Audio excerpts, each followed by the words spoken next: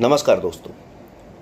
बिहार की धरती जहां से देश को पहला राष्ट्रपति मिला डॉक्टर राजेंद्र प्रसाद के रूप में, आज वहीं से राजनीति का एक ऐसा शोर उठा है ना, जिसने पूरे देश को सोचने पर मजबूर कर दिया। प्रधानमंत्री मोदी की मां को लेकर जो आपत्तिजनक शब्द कहे गए हैं ना, उससे ये तो सवाल उठता है हर भारतीय के मन में जो देशभक्त है, क्या राजनीति का स्तर इतना गिर चुका है कि मां के सम्मान को भी सियासत की रैलियों में खींचा जाए।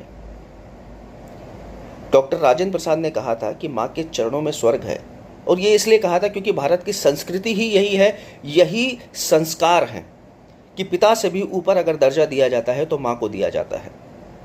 लेकिन जिस धरती ने यह आदर्श दिया, आज वहां मां को लेकर अपमानजनक शब्द गूंज रहे हैं। तो क्या ये सिर्फ मोदी जी का अपमान है या हर भारतीय मां का? हर नेता इस पर अपनी अपनी तरीके से टिप्पणी दे रहा है, लेकिन राहुल गांधी एक ऐसा नेता है जो भविष्य में भारत को लीड करना चाहता है, लेकिन ऐसे लोगों के साथ जो इस तरह की अभद्र बातों को इस्तेमाल करते हैं। देश पर कलंक के रूप में आज का दिन दर्ज हो चुका है दोस्तों, और ये केवल मोदी जी की लड़ाई नहीं है, ये देखा जाए तो हर भारतीय मां के सम्मान की लड़ाई है। राजनीति गवाह है मिस्टर राहुल गांधी कि आपकी दादी जब सत्ता में थी और विपक्ष में जनसंघ जो आज का बीजेपी है, और उन्होंने जब इमरजेंसी इंपोज की, बहुत यातनाएं लोगों ने झेली, लेकिन इस तरह के सार्वजनिक रूप में अभद्र शब्द नहीं कहे गए।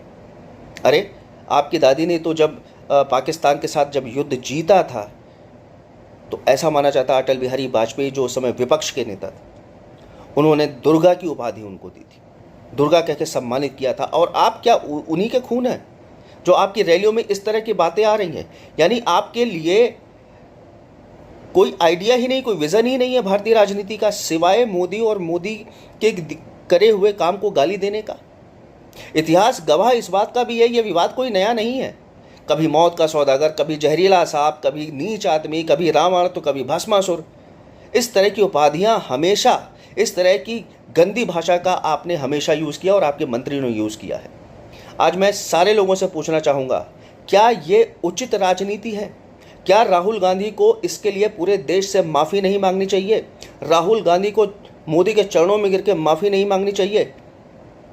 क्योंकि वो देश के प्रधानमंत्री हैं, आपके प्रधानमंत्री हैं मिस्टर राहुल गांधी।